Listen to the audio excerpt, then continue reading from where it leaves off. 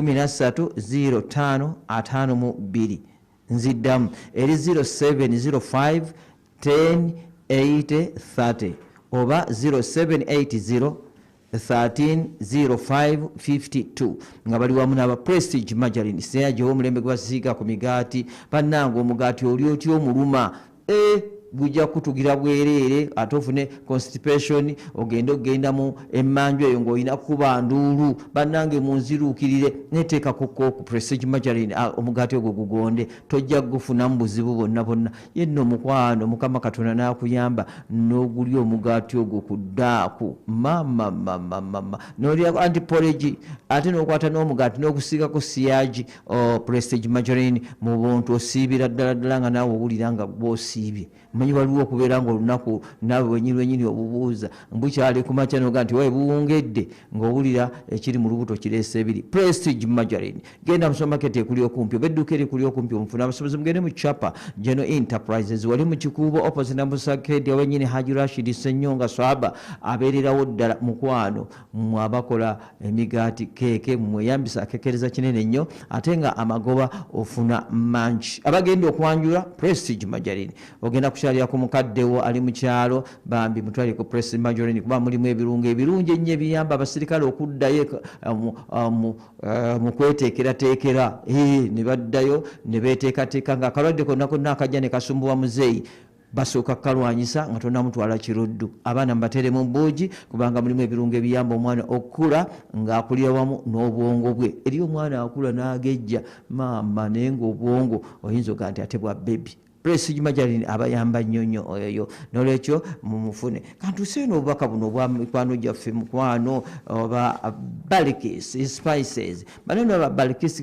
spices birano birungo biwoomesa nnyo byofumba lwaki ofumba ebyofumbye ne batuuka okubuuza nti wayi onaafumbye mu luluuza ate bibadde biwoomerera naye nga tebirinamu Balikis spices kale mweyambise abiwoomesa nnyo ate nno weekwata era Balikis spices tojja kwejjusa banano balina n'ebirungo nga mixed spices nga bino birungi nnyo mu kukola emigaati cakes daddies donuts n'amandaazi. Mixed spices bikuyamba okuzitoya byofumba okubiwa akawoowo wamu n'okubikuuma obutonooneka mangu ate nga balina ne tea masala pilau masala muchuzi mix garam masala okra sauce ne okra tea beef masala mungi nnyo bamulina chicken masala fish masala n'ebirala bingi nnyo ate nga byakakasiwa ekitongole kya UNBS basuubuza gwenno mwakwano naawe yayetaaze akamu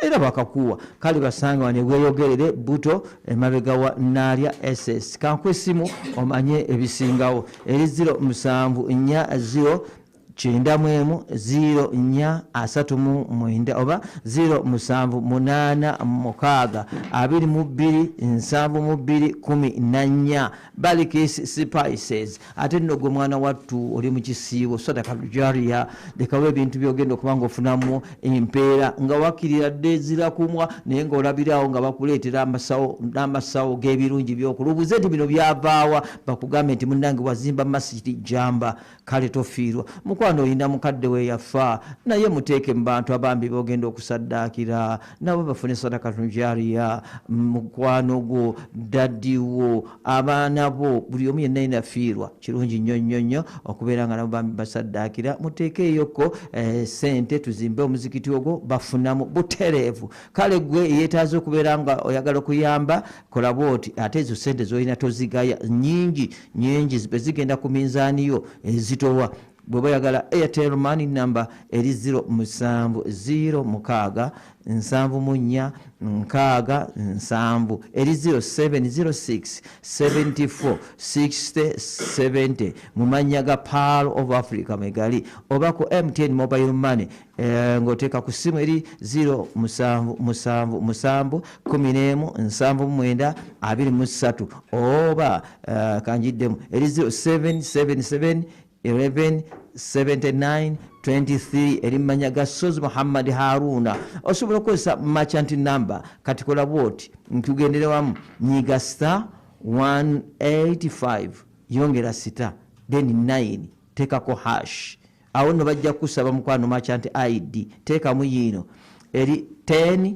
95 075 erinjiddamu eri 10 95 075 oba ku Momo Pay tutambulire wamu ku Momo Pay star 165 star 3 hash then merchant ID tekamu eri 58 25 48 eri 58 25 48 mwezi guno gwa Ramadhan ekyo otokisibwa ensi 5 y'omumanyi 226 kakongoliro bw'owulira bano abakolola manya ino kakongoliro ino kukoloza kale tolowooza nti waliwo ekirala temukitya nti nga bakolola nnyo si covid wabula nsi 5 y'amumanyi nabate akaseera kano twabanga tugenda muwada nga tatandika 15 katandika muwada yara nete muwada tekyaliwo ekityo twagala muwada ya Ramadhani era muwada bategeza muwada gwebayita muwada mu Luganda okumanya nga beesunga nnyo ekiseera kino nga nazaalibwa olunaku luno olw'enkya bamuyita muwada bategeza muwada kati gwoyagala lwoyongerako nku nnyingi oba gwoyagadde nsi 5 y'amumanyi 226 tugendekewo mu mbejja tubuulire bwe tugenda okutambula nabani abali wano abagenda okusiitanyizibwa ate n'amateeka ge bagenda okugoberera.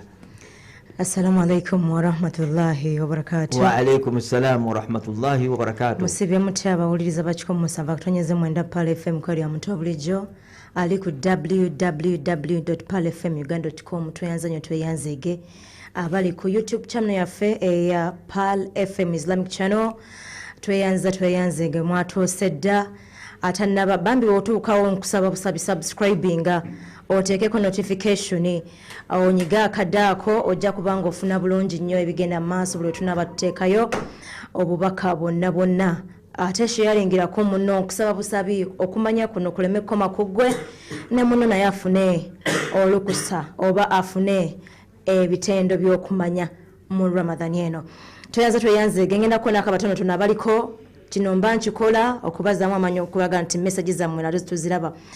Amyose wanya nawe bale kubaako ongambye kwoli otombodde tunako Afra Rukidi kwali nagamba yebaza nnyo Pal FM ro program eno Sofi Hajara we bale kubeerako bamuda nawe bale kubeerako ali Abu Dhabi Zarango Rose okola kyamaanyi bino ebintu abamu naffe obeerako n'onyumirwa newankubadde osanga olumu tubitegeera bulungi ne tweyanzege nambi Amina we bale nnyo Sofi kwoli Rahma kwali onangambye ali munyonyo Idris Musuhabe wendaba oba obadde otegeza linnya ki simanyi.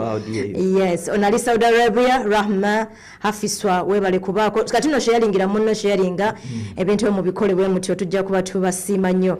Nasali Hadija naye kwali Akram Santa Islamic Reminder for Takwa naye kwali Chocolate Girl naye mama chocolate girl mono yani ye Aisha ndoza ne Sudaisi na ye kwali nyo tweyanze geshalingirako muno nasobola okubeera nga afuna obubaka buno musitano y'omumanyi mulwana ku lwaleero walagambye nti ebya evening shift night shift babitegedde twatandise omutendera guno tukola misana lwokka webeera yekiro manya tuba tudiddemu abo batasobodde kubeera nga bajuuliriza emisana omutendera gwe tuliko ate omutendera gwe tuliko obubonero abiri oba tobuwezezza teweyongerayo ku mutendera ogujja okuddako ku mutendera guno bw'oddamu ekibuuzo n'okigwa osalwako obubonero bubiri.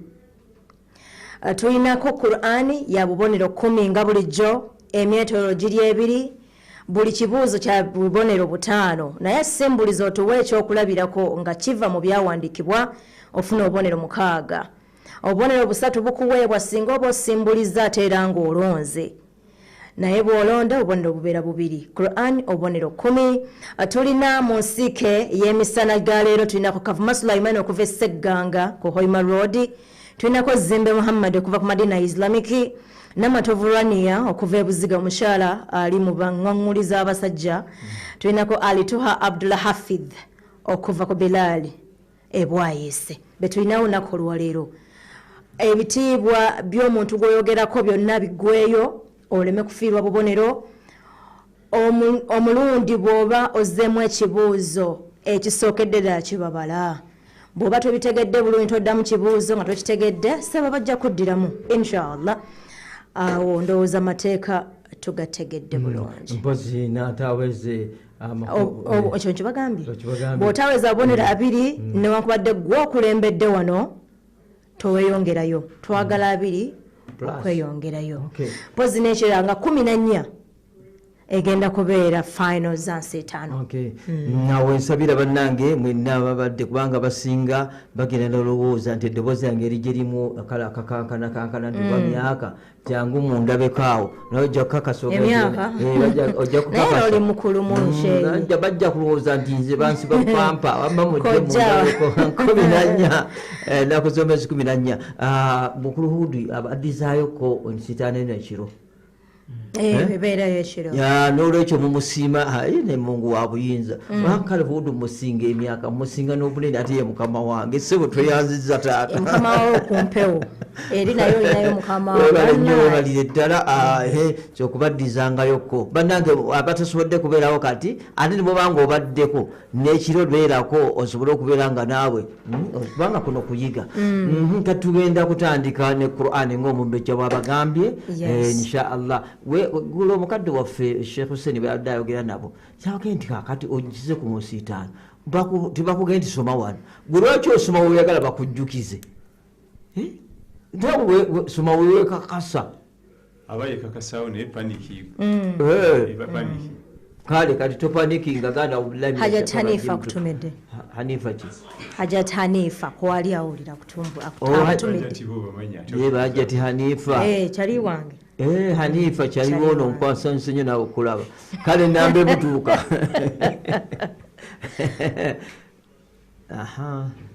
Musajja mukaka. Assalamualaikum warahmatullahi wabarakatuh. Waalaikum salaam warahmatullahi wabarakatuh. Erinnya Sulaiman Kavumanga nviridde ku Hoima Road Segganga nkutte ennamba emu. Ngenda soma mu Qur'ani surati Mulk. أعوذ بالله من الشيطان الرجيم بسم الله الرحمن الرحيم تبارك الذي بيده الملك وهو على كل شيء قدير الذي خلق الموت والحياة ليبلوكم أيكم أحسن عملا وهو العزيز الغفور الذي خلق السبع سماوات طباقا ما ترى في خلق الرحمن من تفاوت فرجع البصر قرتين بارك الله فيك tweyanzege mulala ajja ku muzindaalo tuuka oyogere amannya go ne gy'ova. Assalamu alaikum wa rahmatullahi wa barakatuh. Wa alaikum assalamu wa rahmatullahi wa barakatuh. Zimbe Muhammad, Madina Islamic Secondary School, kutte namba 2. Ngenda kusoma mu suratu Al-Waqi'a. Kale tweyanza soma. أعوذ بالله من الشيطان الرجيم بسم الله الرحمن الرحيم فسبح باسم ربك العظيم فلا أقسم بمواقع النجوم وإنه لقسم لو تعلمون عظيم إنه لقرآن كريم في كتاب مكنون. بارك الله فيك ويبالي النيو ويبالي الدالة. السلام Assalamu alaikum warahmatullahi wabarakatuh. Wa alaikum assalam warahmatullahi wabarakatuh. Amanya na watavulani ya namba 3 kubeziga. Ena kusoma mswati al-anbiya alayhi salam. أعوذ بالله من الشيطان الرجيم. وأيوب إذ نادى ربه أني مسني الضر وأنت أرحم الراحمين فاستجبنا له فكشفنا ما به من ضر وآتيناه أهله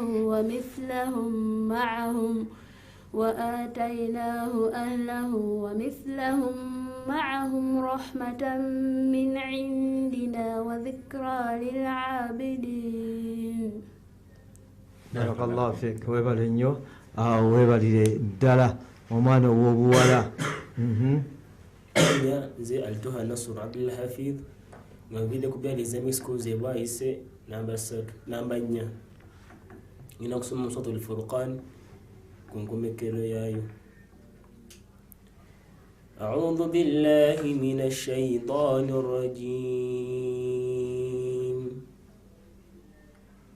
والذين يقولون ربنا هب لنا من أزواجنا وذرياتنا قرة أعين واجعلنا للمتقين إماما أولئك يجزون الغرفة بما صبروا ويلقون فيها تحية وسلاما خالدين فيها حسنت مستقرا ومقاما قل ما يعبأ بكم ربي لولا دعاؤكم فقد كذبتم فسوف يكون لزاما. بارك الله فيك. webale nnyo webalire ddala. Kakati nga abo bakyeteekateeka ku makisi zammwe batubuulire mufunye mutya mu Qur'ani ate katugende mu bibuuzo insha Allah bajja babuulira oluvannyuma. Yogera linnya ne gy'obeera n'ennamba yo. Linnya Kavuma Sulaiman okuvira ku Hoima Road Segganga kutte ennamba emu. Segganga linnya lya muntu oyo lya kyalo oluguudo? Lya kyalo. Segganga. Neseka waliyo oli alina erinnya eryo ajja asenga eyo. Kaakati mukulu Segganga. Si ye Segganga. Segganga. Ekibuuzo kye ekisooka kigamba nabbi ki Allah gwe yatuma e Madiyana?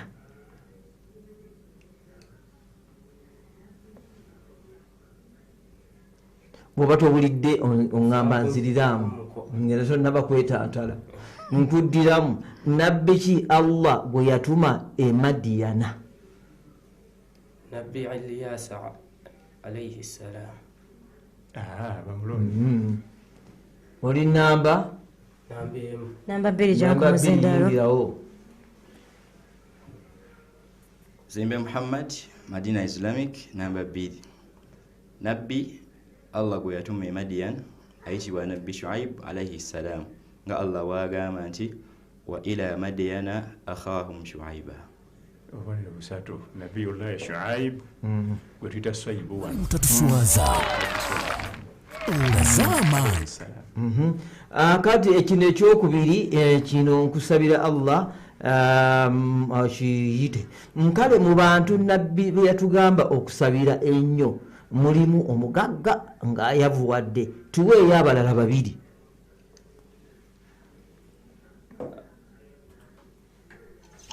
Mulimu omuntu sakunziriramu nkizeemu kigamba nti mu bantu nabbi be yatugamba okusabira ennyo mulimu omugagga ng'ayavuwadde kubanga atya n'okulinnya takisi. Kati tuweeyo abalala 2 tuyinza obbasabira. yatugamba okusabira nnyo abazadde baffe. Bamulonde. tobozeewo kabonero kiganye oni babategeezezza nti ono bw'aba akigudde amuddako oyo aba alina chance okuddamu. Assalamu alaikum warahmatullahi wabarakatuh. Salaamu warahmatullahi. Muhammad, Madina Islamic namba 2. Mu bantu omubaka sallallahu alaihi wasallama be yatugamba okusabira ennyo ng'oggyeko abadde omugagga n'ayabuwala. Omuntu omulala azizu qawmin dhalla abadde ow'ekitiibwa omulembe ogumu n'olunaku ne lukya ng'afuuse wa wansi. Then n'asembayo ye alimu omumanyi ng'awangaalira mu bantu abatamanyi. Ebako obubonero busatu. Ekyokubiri ekyabamanyi tekiriko teeka Eteeka kyeki? ayo oba hadiisi. Bisomye byonna. Okay. Abantu abalina okusabirwa ennyo byatugamba nga basanga obuzibu mu bulamu. Yabadde omugagga nezimugwako asanga obuzibu bungi nnyo tamanyi nezigende najja nankumi gye zipaakinga mu paaka tamanyiiyo ate nga gyalina olulaga n'abadde biroodi omufuzi yajjibwako obufuzi kubanga ne bano abadde baloza bujja balyaza nabo bagala omwisasuza. Owokusatu ye mumanyi nga wangalya mbatamanyi asanga naye obuzibu anti byotugaa titubitegeera tukuvuma buvumi ate bw'oyagala osalewo byewasoma biveeko wagale ngaffe ate oba wasomeraki noolwa okubeera mu buzibu obutagambika kyola alina okusabirwa ennyo Mungu amunyweze era abamu bavuma bavume ne bateekako n'omuliro ne balaayi naki kumbe batategedde byayogera nobatuuma amannya bye boogera. Kaakati namba 2 yeggwe ddamu ombuulire. Zimbe Muhammad wa ku Madina Islamic Secondary School namba 2. Katusabe baleme nawe okulonda nga bw'olonze banno. Kaakati ekisooka tuweeyo baswahaba abasanyusibwa n'ejjana abatali 10. Basahaba abasanyusibwa n'ejjana ng'oggyeko bali 10. Kuliko Bilal bin Rabah radiyallahu anhu, kuliko ne Ukasha radiyallahu anhu. Bakuwadde obubonero bwo bali 10 abasanyusibwa n'ejjana bo bwe yaboogera mu lutuula lumu. Then waliwo basahaba abalala abafunanga ejjana mu events ez'enjawulo, oluusi mu ntalo, oluusi mu ddarasa, oluusi ku mukolo oba bagabula kijjulo n'abaako byakoze awo n'agifunira awo, abo nabo nfofoolo. Kati atuwaddeyo ababiri, Bilal bin Rabah ne Ukasha bin Muhsin radiyallahu anhuma. Ekibuuzo ekyokubiri kigamba nti kakati bwe beekweka mu mpuku ngamba omubaka Muhammad sallallahu alaihi wasallam ne Abubakari bwe beekweka mu mpuku eŋŋamiya bayingira nazo oba? Mbaka sallallahu alaihi wasallama ne Abubakari radiyallahu anhu bwe beekweka mu mpuku eŋŋamiya tebayingira nazo.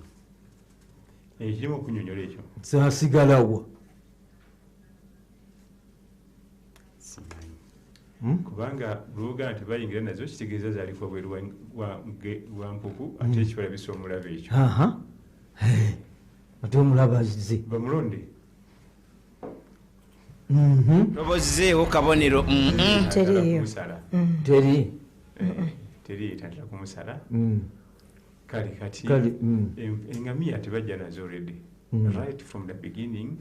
Tebajja na ŋŋamiya zasigala mabega ne bajja na bigere kuba zaali zijja bakwasa naye bazirekera ku bannaabwe bebaali nabo ku plan nga after 3 days balina okusimbula nazo babasinkane mu ttumbi mu kafo kebali balagaanye naye tebajja nazo era bali bagobereranga bigere birinnye so si byaŋŋamira. Tweyanza nnyo tweyanzeege singa wabaddewo akiwalampa ekyo naye yandikiguddeko. Ani Ali bin Abi Talib radiyallahu anhu, owokutaano Zubayr bin Awwam radiyallahu anhu, owomukaaga Saad bin Zaid radiyallahu anhu, owomusanvu Abdurrahman bin Auf radiyallahu anhu, owomunaana Saad bin Abi Waqas radiyallahu anhu, owomwenda Ubaida ow'omwenda Talha bun Ubaidullah, ow'ekkumi Abu Ubaida bun Jarrah radiyallahu anhu. Bamubonero bwe bamubonero bwe mukaaga nange akambadde njakka mwongera kubanga alinyo olusebatalo sikakasa nti waliwo yali afunye ekibuuzo ekiwanvu ng'ekyono nga kyonna kiri tekiniko bwe kityo kulikayo maama bukyansita netandika sinamulabamu kale kino kakikugondere kakati ani Rania obiriddewa buziga nakino kizige kakati amalusu g'ente gamalako wuzu nedda tegamalako wuzu amalusu g'ebisolo byetuli ennyama kale kankuwummuzeemu insha allah ensi ttaano amanya ndekubesheri mukuto oli nagundi tagwa wansi bombi bano babiri nole oli mukyala muno tajja kugwa namugamba ekyokukola kimanyi agenda terera ndabadakirira wansi nebotuulako twali buzibu kakano tuulako temubadde mulesenze byange byemugambe yawulidde asetwa compatible ne bwanaatuula nga takoze kiri asetwa compatible kikola aha ndi nani amanya alitoha Nasr Abdul Hafidh ngabide kueleza misikuze waise namba 3 namba mbadde menti namba 3 nti ogenze n'omukyala kakati okwetikuza kwa miteeko mingi ng'oggyeko okufuna wudhu tuweeyo omuteeko omulala gumu قال الله سبحانه وتعالى قام القرآن يجتيوا بعد أعوذ بالله من الشيطان الرجيم من سورة المائدة فلم تجدوا ماء فتيمموا صعيدا طيبا ndina ina watafunye mazzi etukuzenga kosa etakedonyo obubonero bw'omukaaga obufunye naawe nkyakulaba mu ekiwuggwe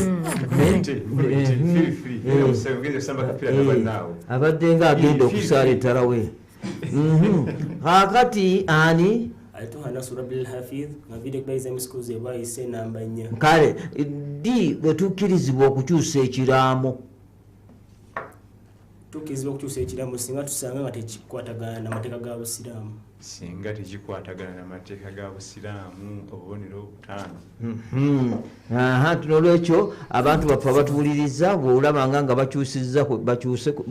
baagala okukyusa ku kiraamu tugaananga kasoolyangamu akagamba nti kino si kya mu busiraamu temugaana olwokuba nti gwe bakuwadde ebintu ebingi kakati tukiriziganye otuweku ebivudde musaafu omusaafu Suleiman yasomemu lukunaku lubonero 4 namba 2 yadde Muhammadi nasoma Waqia nafuna ebonero 7 Rania nagenda mu Anbiya alayhim assalam naje 7 Abdul Hafizi yasome Furqan naje ebonero 4 ababiri basibaganye okay beyanziza nnyo tweyanzeege ndowooza omumbejjanga bwakyagatta kati ate kangendeko ewa mwalimu Hudu oli mukama wange asooka atuwe ate ebiri wali obaka wabakaddewo temuvaawo tukomawo wakati ensi ttaano y'obumanyi ensi ttaano y'obumanyi ewagiddwa omwana mugulira obuugi bwa antiporage obugenda okuzimba omubiri gwe okumuwa amaanyi afuuke mwana mugimu omwana bw'anywa obuugi bwa antiporage asaka omubiri ate talumwalumwa njala balina obuugi obw'ensujju obw'amatooke obw'akawunga ka muwogo obw'akasooli obw'obulo obwa soya na buli kika kya buugi kyonna obuzimba omubiri kw'ossa n'okulwanyisa endwadde kati oyina omwana eyalumbibwa obulwadde yaziŋŋama kaana katono tekeeyagaza ekyokuddamu ye antiporage bwe yeetaza obuugi bwabwe basange ku Bombo Road ku Aisha Kasule Supermarket okulina na Abe Clinic oba obakubireko ku 0785 88 26 74 oba ku 0705 10 83 ensi ttaano y'obumanyi 5 noti 75 Renaissance High School Entebbe Bunono Perfection ye moto yaffe basaba bakadde bange ab'ebitiibwa okubeera muleeta abaana mu masomero ag'obusira. Omuzadde tomenyekana ntwala ya bintu ng'otwala omwana ku ssomero. Kazo Islamic Center bagguddewo essuula empya, balina nasale ne primary okutuuka ku kyomusanvu, basomesa Korani n'ebyoluzungu byonna, ekisulo eri abawala n'abalenzi, ekitanda n'omufaliso omwana abisanga ku ssomero, amazzi, amasannyalaze n'ekikomero ekigumu ku lw'obukuumi obwannamaddala. Kazo Islamic Center kwateridde Nabweru ng'otuuse Bwayise, oyambukire ku Edeni bw'otuuka ku Church of Uganda, kwateridde Kawempe kitundu kya kilomita ku muzikiti gwa Sheikh Ezara. Essimu noti 777 2 46 22 36 ne noti 777 2 61 6 Kazo Islamic Center bali ku ntikko. Sweetheart, nina budde liryeyo ensiko yakwateeyo tetulina kye tulimirako. Sisobola kukkiriza tunda ttaka kyoganga otamanye bajulita Coffee Works Limited. Eno nga ye kampani neesimbwa eri abeesigwa zo tuyambako tulime emmwanyi naye obudde byonna babikola gwe just bawe ettaka bakulimira emmwanyi ffe tufuna obugagga. Oli mutuufu. Emmwanyi terimba era ekola obugagga obw'ensibo. Tegekera obukadde bwo, simba emmwanyi oteekereteekera ebiseera bye eby'omu maaso. Julita Coffee Works Limited ye kampuni ekulembedde mu kulima emmwanyi mu nnima ya commercial coffee farming. Balina obukugu obw'enjawulo gw'alina ettaka eritudde. Julita Coffee Works Limited egenda kuyambako okuteekako emmwanyi ezirabirire okutuusa ku makungula, g'osigala ekkola mirimu gyo ng'ojja kulambula bulambuzi. Ekyo si ky'obadde oyagala. Yanguwako mu Julita Coffee Works Limited bakulimira emmwanyi bazirabirire okutuusa ku makungula. Basanga e Wakiso ku Hoima Road ku kizimbe okuli Centenary Bank. Essimu 0787 97 noti 7 oba office line 0200 99 12 49 n'ettaka likwasa aba Julita Coffee Works Limited. Oyagala okukyusa olunaku lwa bulijjo olufuula olukulu? Fumba amazzi oseemu Fortune Tambi Spaghetti. Ebisigadde byekole byokka, ssanyu lyokka lye mubeera mwolekedde okugabula spaghetti wa Tambi. Muwoomu ebitagambika, mulungi nnyo ate akkusa. Abaana basaba kubwongeza, abakulu babugaana ssanyu. Fortune Tambi Spaghetti akolebwa ba Bidco Uganda Limited era weefunira owuwo okuvaawo ku dduuka erikuliraanye. Yamada Luminaka Diva Products ye ssemaduuka w'ebintu ebikola mu ffumbiro. Ggwanga lya Egypt tufune ku noti 7 noti emu 3. Ggwanga lya Egypt tufune ku noti 7 noti emu 3 4 8 emu. Kuba ennamba eyo tukolere delivery mu bwangu obw'ekitalo. Beeba Yamada Luminaka Diva Products. Oli wakati mu nsitaano y'obumanyi. Ensitaano y'obumanyi ewagiddwa. Omwana mugulira obuugi bwa anti-porridge. Kale nkukulisizaayo mukwano mu bubaka bw'abakadde baffe bannange tubeebaza nti mwebale nnyo okutugumiikirizaako naddala nga tutuusa obubaka. Nno obubaka obwo tubatuusaako bwe tuba tugambye nti anti-porridge ng'ogendanga obugula, bwe tugamba Prestige Majali ng'ogendanga ongwe n'obubaka bonna obulala muli balungi nnyo. Nsaba Allah abasiime. Ensiitaano y'omumanyi Kakongoyo 226. Katugendeke ow'omumbejja atubuulire Qur'ani nawali omwetoololo gusoose bigenze bitya, omuntu agende okuddamu ddala nga mubutuufu alina waasinziira nti kati kino kankikolerere. Naam sebo omumbejja sooka omuteekeyo awo taliyo.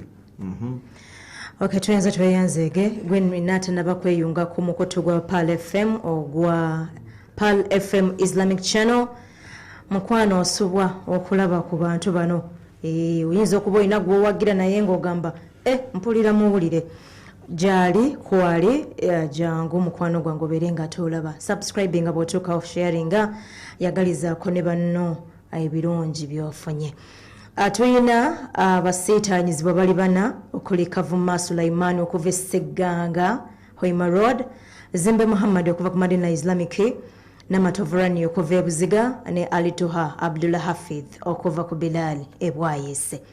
Guno omutendera twagalako babiri bokka era oba toweza bubonero 2 togenda ku mutendera guddako.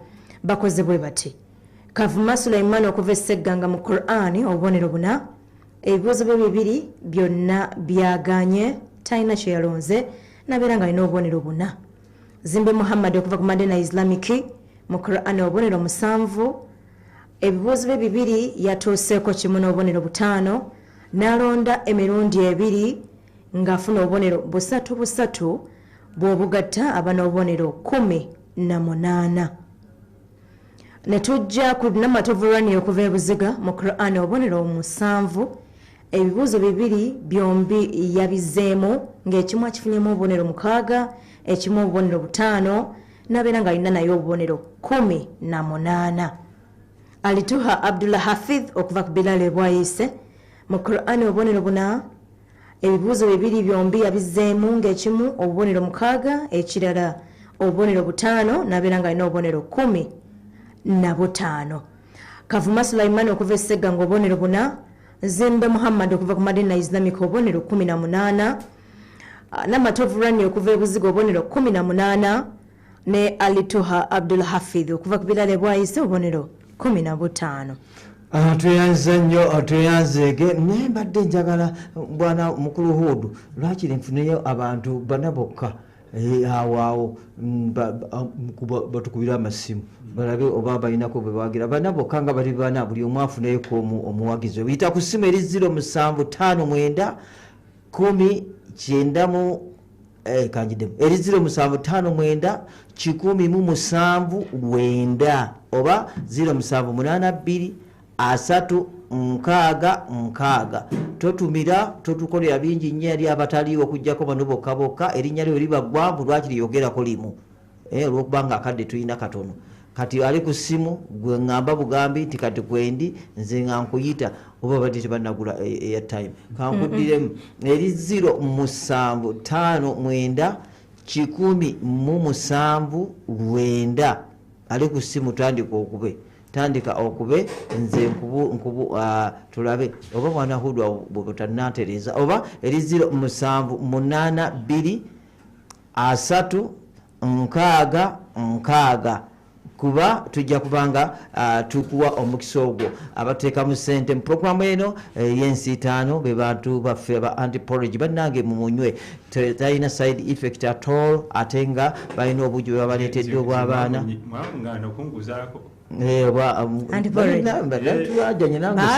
tebanaba kutuwa simanyi lwaki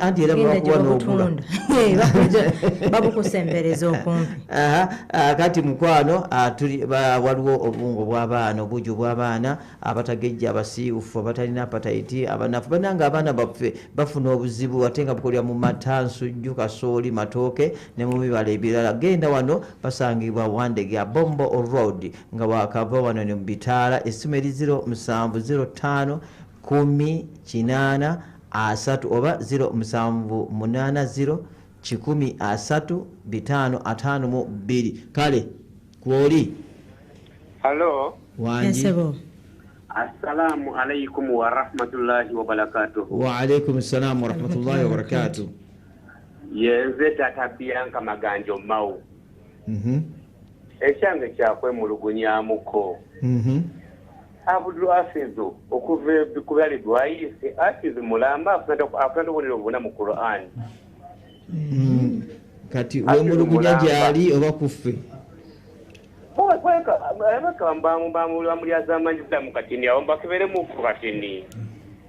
omanyi olukiiko lunene nnyo lumala okusalawo yensonga lwaki tuwaako akaseera neyo abakugu ne bamala okutunulamu oyinza okuwulira nga nnungi nnyo nga naye ati waliwo amateeka we gatajjidde bulungi bwempuliramu Hafidh kali Hafidh kirala nnyo n'amateeka mukwano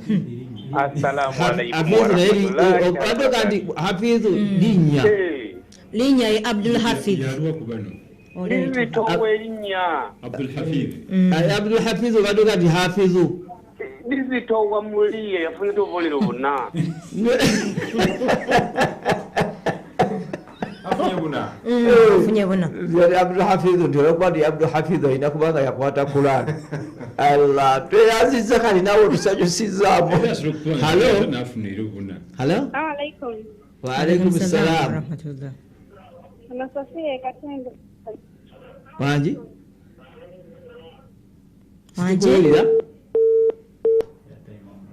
airtime mwana wange tumugambe taata akugulira oba omwami halo tukuwulira. Assalamu alaikum warahmatullah. Wa alaikum assalam warahmatullah. Sio mjeba liko sio. Nawe jebale mama. Ntagira mchalo na matomo rani ya mganda wa. Muganda wo. Asanyuse. Olaba omuntu omulanga ali muneka munene omulanga nti musanyufu. Ddala abasanyuse nnyo. Kale naye musanyufu. Halo. Tainto ina nsonyi kuduvipingira ku radio. Halo. Assalamu alaikum warahmatullahi wabarakatuh. Wa alaikum assalam warahmatullahi wabarakatuh. Namanya Idris Musabu. Okuva emunyonyo. Mpagira niba wango wekuziga rania. Okay. Neighbor. Katusabe Allah amwe. Ne wano bali banje abamuwagira rania. Kuliko musoke Sasha. Tuzayo. Na kisibo na Halo, yamuwagira. bosembayo. Assalamu alaikum warahmatullahi wabarakatuh. Wa alaikum assalam warahmatullahi wabarakatuh. Wani tulima hajati kimwe bale tuweereza abasiraamu kale hajati ngambye nze ekintirizizaamu nze mpagira muwala oyo ngambye ow'ebuziga hajati mwajuma semugenze yenze nze nyini naye nyina kempulidde mu mbejja ng'agamba nti omwana omuwala oba asooka opasise oba akola n'endowooza oba abadde ki banange kyekibadde kintiisizaamu neebambi tunyumirwa ya rabbi n'okuyiga tuyiga. Alhamdulillah. Assalamu alaikum. Alaikum assalam. Agise mugenze mundabire nnyo. Kale mukwano. Twagala kugenda ku bani wana basome babanga bali kumpimpi mangu waje kala Okay. Abawagira hafidhu webali kuliko Shabira na Maganda, abawagira Rania kuliko Musoke Sasha, kuliko no Janati Ibrahim na awagira Rania, Nyende Faisal Faizo na yawagira Rania, ono yawagira agambe timu Imam Cheyune. Imamu waffe tumwesiga anti wano waliwo omwami oli akubye essimu n'agamba singa buli omu yali asala empaka oyo eva aba off topic. The person who called observes and okay oyo tamulumbye nnyate nsomye ebiri wano omwami nsomye ebiri okumpempe kale kuliko Accra awagira muwala Accra Santa naye awagira muwala Shabira abalaba weddeyo Chocolate Girl naye kwali. Okay, waliwo eddala si naye atuwuliriza kuwali atulaba. Okay, tweyanza nnyo tweyanzege mukirize tugende ku mwetoololo ogusembayo inshaallah. Iyingirawo namba emu. Wa alaikum warahmatullah. Erinnya Kava Sulaiman okubira ku Kaimalodi esegganga akutte namba emu. Okutte namba akakati tubuulire ono obusobozi ku mwami agenda okukola hijja bwe buluwa.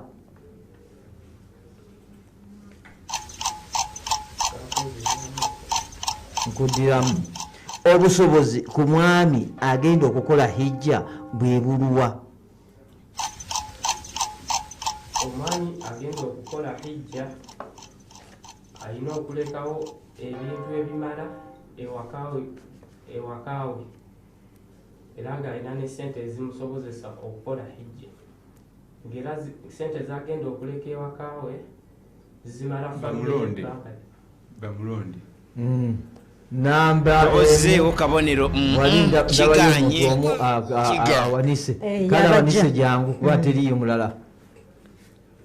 Amanya alitoa Nasr Abdul Hafidh ngambide kubereza emisikuzi ebwayise n'amanya alina okubanga Allah yamu obusobozi nga alina amaanyi mu maaliya ne badaniya. Bakobonero tuswaza amaali n'omukola mu lugendo ne fiziki omubiri gwe agusobola emikolo egya hijja kibayita obusobozi bwa hijja ku mwami. Kakati ani Kava Sulaimani okuvira Seganga Hoima Road kutte Nambi. Munna Hoima Road omuntu akulembera abantu mu mikolo gya hijja bamuyita batya?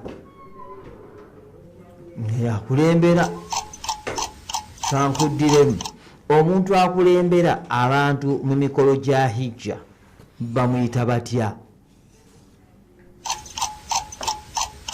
Era bw'obanga tokitegedde era nja kuddiramu. Namba 2 Janko Mazinga. N'ekyo kikumezze. Zimbe Muhammad, Madina Islamic Secondary School. Akulembera abantu mu mikolo gya hijja. Todda mu kibuuzo ngera bwogezi ansa. Wandibadde ogamba nti Zimbe Muhammad bikinakankani mutawwafu. Mutawwif bakobonero. Okay. Obubonero bwo babikuwadde tovaawo. Nekiri mutawwifu. Abakwano twakiganda wasa mutawwafu ansa ntuufu kinava mutawwifu yatawwafa. Kakati mukulu kiki kye tujjukira ku Amir bun Fuhaira? Kiki kye tujjukira ku Amir bun Fuhaira?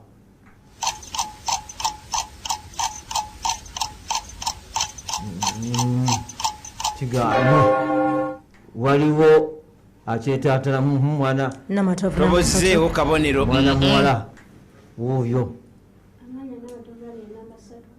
Amir bun Fuhaira radiyallahu anhu yali ku tiimu eyasenguka ne Nabbi sallallahu alaihi wasallam. Yali ku tiimu eyo kituufu omubonero bubiri. Kakati kiki n'ekibuuzo kyo kisembayo. Abatakkirizibwa kuwasibwa olw'omusaayi bangi tuweeyo basatu. Banziremu ku kibuuzo. Abatakkirizibwa kuwasibwa olw'omusaayi bangi tuweeyo basatu. Muganda wo omuwala, maama wo n'abaana ba muganda wo omuwala. Yabiramu nnyoko. Tuyinza gamba sisita wo tuyinza muyita brother wo kisoboka. Oyinza ogamba nti oyo mukyalo oyo mulaba nti brother wange abeera sisita si bwe kiri bamu obubonero butaano. Ansi ebadde ntuufu naye olulimi luseeredde tabeera muganda wo brother abeera sisita wo. Ebibuuzo byo olowooza bikyaliwo biweddewo.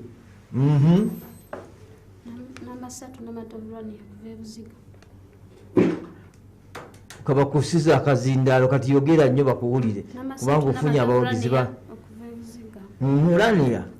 Famire ya Nabbi yalimu bazainabu basatu kale batuwe. Kuliko Zainab binti Muhammad sallallahu alaihi wasallam muwala we, ne kubaako Zainab binti Jahsh mukyala we radiyallahu anha, ne kubaako ne Zainab binti Khuzaima radiyallahu anha. Omubonero bali mutatuswaza abo bazaina basatu babuzabuza mu first family naye nga bonna bazaina kuliko omuwala we ate babiri bakyala be naye nga bonna bazaina. Kati oba nga ffe banjigayiga irimu biyinza okukutabula nodda ne mukati naye kyosobola okumanya nti omuwala we ate babiri bakyala be. Kale nakino kituwe insha Allah. Kati abatakkirizibwa kuwasibwa olw'ensonga bangi nga tebakkirizibwa olw'ensonga kale naawe tuweeyo basatu. Mulimu azaalawo ne mubaamu ne ssazaalawo oyo omu ne mubaamu mulamuwo takkirizibwa kuwasibwa olw'ensonga eyagwawo olw'ensonga ne mubaamu ne ssenga bamu obubonero bali mutatuswaza. Kakati ndine kati olaba bali obwedde aboogera singa badde asoma aya eriya hurrimat alaykum ummahatukum wa banatukum bandi badde bakola obubonero bulungi nnyo ate obubonero bujja bayamba singa mutuka ku finals kubanga finals bugenda kubaayo nabo otwesize basikowalinga zijja kujja kati oba osikowalinga sikowalingira ddala tosanyira mu kusikowalinga kakati mukulu Amini kyeyagamba nti omuntu oba oyingidde mugu nekuba knockout agwe akubika nno ani amanya alituha Nasr Abdul Hafidh ngavudde kubeeriza emisikuuzi ebwayise namba 4 kakati kikino kibuuzo kye ekyokusatu nabbi ayogera ki ku nsowera ونبينا محمد صلى الله عليه وسلم حديثهم إذا وقع الذباب في شراب أحدكم فليغمسه ثم لينزعه فإن في أحد جناحيه داء وفي أخرى الشفاء ntensolo bege gudde ku kyokulya ky'omukummwe aginnyikemu bamagijjemu kukuba nkutwala ekyo kyayo ekimu kuliko eddagala ekyakuliko obulwadde obubonero 6 sajja kalistedde eddagala lwe lyakoze eddagala lyamuwadde ono lyakoze waqa dhubabu fi inai ahadikum falyagmisu sosi idhaanga vino olulimi mpola tayimu iyo ensi yonna ewuliriza gwe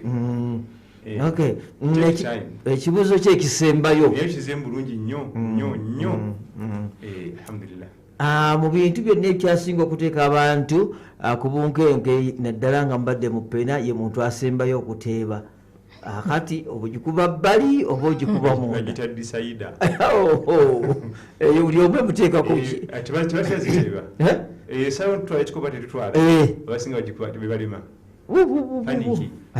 kati kintu kyekisembayo ku mwetololo guno gwonna kigamba bwe kiti waliwo ebyombo nabbi sallallahu alaihi wasallam bye yatugaana okuliirako n'okunywerako tuweeyo kimu نبينا محمد صلى الله عليه وسلم رقم حديثهم لا تأكلوا في أنية الذهب ولا تأكلوا في سحافها njomu mwebanga agenda okulya emmere obanga agenda okunywa tanywera mu kyombo ekya gold wadde essowaani eya gold bakubonero 6 bonero 6 akusajja nga kalistedde nnyo bana Hudu nsooke nzijeko eyo obugyewo oba tusooke tugende eno tumalirize kakati olwaleero mu bibuuzo ebizze ekibuuzo kya raniya ekya ba alashatu mubasharina biljanna ate nagenda nakola n'ekyokubiri nabaleta mu arrangement entuufu the best 4 abasookerwako Abubakar Siddiq radiyallahu anhu, Umar ibn al-Khattab radiyallahu anhu, Uthman ibn Affan radiyallahu anhu, Ali ibn Abi Talib radiyallahu anhu, Az-Zubayr ibn al-Awwam radiyallahu anhu, Talha ibn Ubaydillah radiyallahu anhu, Sa'd ibn Abi Waqqas radiyallahu anhu, Abdurrahman ibn Auf radiyallahu anhu, Abu Ubaidata Amir ibn Jarrah radiyallahu anhu, Sa'id ibn Zayd radiyallahu anhu. Kati abasinga n'omugaa nti akakadde kaakano yogera ba top 10 bannabbi kubanga yali top 10 kyogedde bubi oba best 10 kuliimu abo bwe bayitibwanga nga woga nti high command yaliko abaana n'omukaaga abaana betusinga okumanya Obumbakali ne Bumali ne Sumani ne Ali ne wano ne 6 nga bagigatta beera high command ye bonna baana b'e Makka tekuli ku Madina nogo bonna b'e Makka ate bonna baali bannamagye nga baduumizi ab'oku ntikko radiyallahu anhum jamia. Kati wano tuyinza okukizza ku mbeera yaano nti be bannansiko 27 be ba top naye nkusiba nti abasinga wano waffe asobola okwogera amannya ago wakiyita kuwulira mwaga Arsenal bonna n'abali katebe katulete mukulu Nasifu tulabe. Kati twagala kusiibula mukwano nenda kubawayo omukisa buli muntu asiibule basatu atumire basatu tugende kutuuka ku Mumbejja okutubuulira baani abayiseewo baani betugenda okusinkana inshallah mwaka ogujja nga Allah atuleseewo kirungi nnyo okusooka okutumira kale tuuka ku muzindaalo namba emu. Assalamu alaikum warahmatullahi wabarakatuh. Erinnya Sulaiman Kavuma nambe mtumirako bakadde bange Haji Haruna Mwanje, netumirako ne mama wange Namutei Aisha, netumirako ne tata Salongo, netumirako ne mama Lama, netumirako ne baganda wange Hadija. Webale nnyo webali eddala. Assalamu alaikum warahmatullahi wabarakatuh. Wa alaikum assalam warahmatullahi wabarakatuh. Zimbe Muhammad kuva ku Madina Islamic Secondary School mbadde namba 2. Ntumirako azadde bange balungi mukyala Ajati Kiana Jengo n'omwami Haji Nkedeko Kasima. Somesa bange bonna ku Madina Islamic Secondary School saballa basiime awebirungi nga bingi n'abasibi bonna bonna saballa subhanahu wa ta'ala mbeera agisaaka gyali mbaliwanga sinalabako wano kasimu wadde nga nfulashingira kikiwa baki yake kale omulala addako. Wa alaikum assalam warahmatullahi wabarakatuh. Tumirako taata wange mwami Iga, tumirako mwami wange mwami Kasirye, tumirako ne sister wange Aliya n'abalala bonna abampagira. Okay, webale nnyo webalire ddala nyokoze bulungi nnyo. Amanya Altuha Nasur Abdul Hafidh nga nvidde ku Byali Islamic Schools ebwayise nga mbadde namba 4. Tumyako babasa bafa b'essomero lya Byali Islamic Schools ebwayise Madam Fatuma ne Master Kiram, ne ntumirako bakadde bange bombiri abeereho Ima Tumusima Rahma ne Altuha Nasur, ne ntumyako bannange basobonawo mu kibiina kya Tanawi. Saba Allah tuanguze tuba mu kibiina ky'omwaka guno, Allahumma amin. Nensimbya mukwano gwange ali mu senior 5. Saba Allah benga mwanguiza by'esoma byonna. Allahumma amin. Assalamu alaikum. Ali mu senior 5 tamwogedde ntayagala buloka kyoka ali tuku kale bwatyo kasaye okumusirikira kabadde kakodyo mwebale nnyo mwebalire ddala ate katuddeko wo Mbejja Ssebo atubuulire bigenze bitya era oluvannyuma lw'okumala okubategeeza tujja kumusaba atubuulire enkya tugenda kuba n'abaani insha Allah. Waliwo wanaayina Duwai. Masha Allah tabarakallah, nsaba Allah wakitiibwa atulungamize mu Mbejja Frida, amin ya rabbi. Agiweereza emirundi n'emirundi. Ani oyo batumwogera linnya? Islam oba Islam is missing her very much. Yesse kulima Abdul Hakim. Buli lunaku abeeranga message ziringa zibeera nnyingi nnyo kuno. Weebale mu nkwano. Lara anachanjagariza. Amina. Thanks for that show. I have really learned a lot from it ever since it began. May Allah okay kale tuenza ntoyanzege bali kubanga ko oli nawo otumbudde sharingirangako mukwano gwo ataliiko naye asobola okubanga ahiganga nawe bwoyize. Tubadde n'abasiitanyizibwa bana okubadde Kavuma Sulaiman okuva Seganga Hoima Road, Zimbe Muhammad okuva ku Madina Islamic, Namatovu Rani okuva Buziga, Alituha Abdul Hafidh okuva ku Bilali bwayise. Omwetololo ogwokubiri bwe bati we bakoze. Kavuma Sulaiman okuva Seganga Hoima Road, ebibuzo bibiri byombi byaganye nabeera nga asigaze obubonero bwe bonna.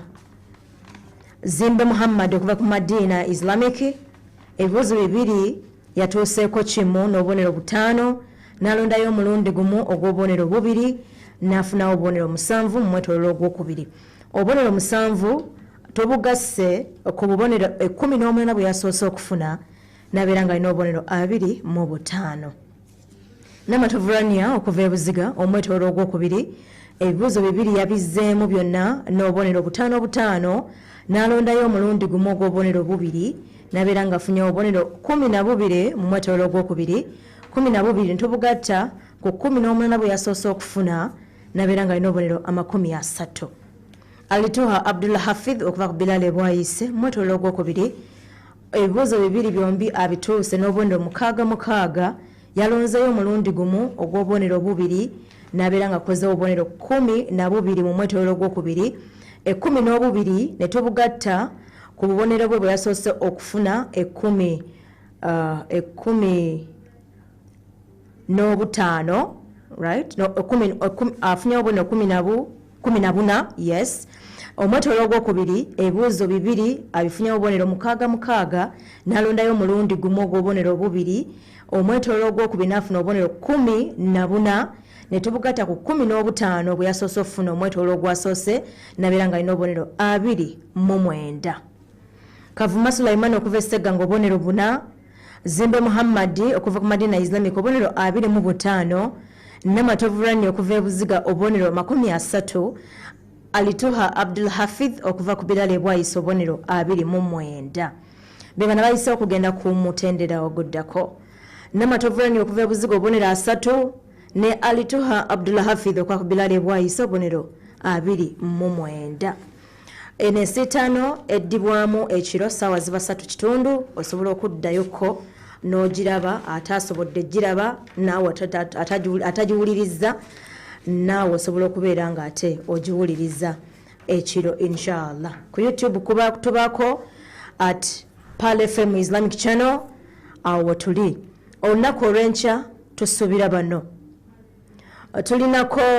tulina Masiko Kinanata okuva e Kawanda, Shuaib Abdul Nur Center Ja, tulinako Umar Hamid Chigundo okuva ku Salama Road, ne tubeerako ne Wandera Hassan. Tulina Masiko Kinanata, Shuaib Abdul Nur Center Ja, Umar Hamid Chigundo ne Wandera Hassan. Olunaku olw'enkya inshallah betulinda bebagendo sitanyizibwa. Ennaku z'omwezi nga 14 teweerabira y'ensitano y'omumanyi finals. Atujja kuba tubabuulira ekifo inshallah we tunaabeera. Mbaagaliza okusiba obulungi akumata kumira mpeera.